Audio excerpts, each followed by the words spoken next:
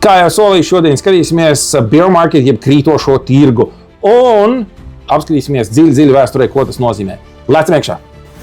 Tā, šis bear market, jeb krītošais tirgus, izskatās šī gada horoskopā. Skatieties, esiet uzmanīgi! Tā izskatās kopbildi, ja izmantojam divus klasiskos ciklus – 6 mēnešu cikls un 2,5 gadu cikls. Mēs redzam, ka dolārs deg, ekonomiskās problēmas ir, un Ķīna ir Xi Jinpings, nespēja to visu noturēt, un sākās krītošais lāču tirgus.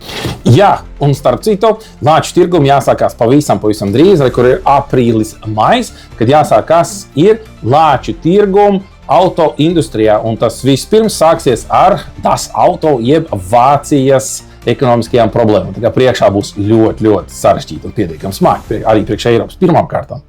Nu ko, tad ejam cauri tam, kas saucās bear market, jeb lāču tirgumu. Vēsturiski, ja jūs ievadīsiet informāciju ChatGPT vai Googlā, jums izmetīs ārā šādus grafikus. Mēs varam redzēt, ka tā kā bull market, jeb buļu tirgus, tad tirgus iet uz augšu, un lāču tirgus iet uz leju. Nu, protams, lāču simbols ir ļoti vecs, viņš jau ir tik izmantots jau no 60. gadiem, ko mēs perfekti redzam. Mēs perfekti 69. gada martu un 67. gads, tur, protams, ir Janus simbols, bet par to nākamajā reizē. Un te mums ir perfekts lāču tirgus. Šeit mums ir 80. gadu bear market, bet pirms tam mēs redzam labus brīdinājumus tajā pašā gada 80. gada martā un 78. gada aprīlī. Protams, mēs redzam 78. gada aprīļa numurā Sisyphs, kā viņš tur vēl augšā ko interesantu lietu, neiespējamo misiju, bet tas ir cits stāsts. Žurnāls The Economist vienmēr, un atcerieties, izmanto senās Grieķijas mitoloģiju. Tas tev vienmēr būs. Tā kā lasiet interesants grāmatas, un jūs daudz atbildes saņemsiet. Tālāk, protams, mēs perfekti redzam 87. gada bear market, kas bija saistīts arī ar raķetēm. Un tie, kas nezin, kāpēc šeit ir raķetes, tad sākās naftas problēmas, un pēc 2 gadiem iestājās interesanta situācija 89. gadā, kad, PSRS bija spiest iziet ārā no Afganistānas. Tā kā tik interesanti. Tad, protams, nākamie lācīši mēs redzam šeit .com burbulis. Te ir perfekti redzēt, ka bear market lācīts viņam grafiki iet uz leju, tad ir asiņainā situācija Čečenijā un tā tālāk, bet lācis ir, un tā ir viennozīmīgi norāda uz sarežģītām problēmām globālajā ekonomikā. Perfekti mēs redzam. Bear market, krītošais.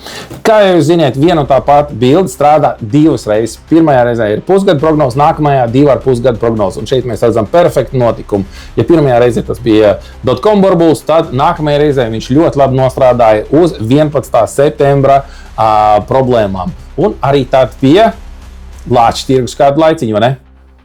Nākamais lielais lāču tirgus bija saistīts ar nekustamo īpašumu krīzi. Pašā augšā mēs redzam lācīti, kas jau ēd un gatavojas, bet pirms tā mums nekustamo īpašumu krīze brīdināja šādām lietām, kur ir mājiņi, kur bultiņi uz leju. Visiem redz, ka nekustamā īpašuma vērtība kritīs. Pēc tam mēs redzam krītošu ķieģeli. Un apskatieties 2006. gadā, kur ir house price un fall. Bet šeit arī mēs redzam 2006. gadā, kur māja ir parādīta viens pusi un ņeņģelīts, pēc tam ir devil, ir mazais vēlniņš. Šeit mums perfekti parādīja 2008. gada bear market, jeb tad, kad nokrita Lehman Brothers, iestājās lielais, pietiekami ilgais bear market, jeb lāču tirgus. Tiem cilvēkiem, kas interesējās, cik tad ilgi ies tas bear market, viņiem iedeva papildus skaidrojums. 2007. gadā uzlika vēl bear market, ja pie 2007. gada pieliekam 2,5 gadus, tas nozīmē, gandrīz 3 gadus bija bear market. Tā gadījās. Tad liels jautājums, vai bear market jeb krītošo tirgu paredzēja arī, kad bija Covid? 100%. Lūdzu, šeit mums ir lācīts, kas sēž tronī, blakus ir Krievija vispārējais, un augšā ir lidojošās pandas, lido mums šurp, pēkšņi interesanti lido. Ziniet, kā baciļi lido un krīze uznāk. Šeit mēs perfekti redzam, ka Trumps cīnās ar bear market, jeb krītošo tirgu 25. gada oktobrī, bet viņam īstenībā ne līdz galam sanāk. Nu ko, tagad esam terminālajā stadijā. Tad atgriežamies ar to, ko sākam. Atgriežamies pie lielajām problēmām auto industrija tirgā, kur pirmais lielais sitiens būs par Vāciju. Das Auto, Volkswagen būs liela trouble. Nu neko, cerams, ka jūs būsiet gatavi. Būs pietiekami daudz interesantu auto piedāvājumu, pārmaiņas ekonomika viennozīmīgi būs, naftas cenas ietekme arī būs liela. Nu ko, Ja jums patīk šis video, liekat laikus, komentējiet, uzdodiet jautājumus, ko jūs gribat dzirdēt nākamajā reizē, un pārsūtiet šo informāciju draugiem.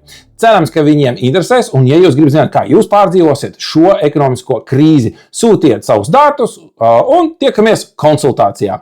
Komentējiet, laikojiet, tie, kas grib, var atsūtīt kā donated. Kur tieši būs aprakstā parādīts. Līdz nākamajai reizei. Čau!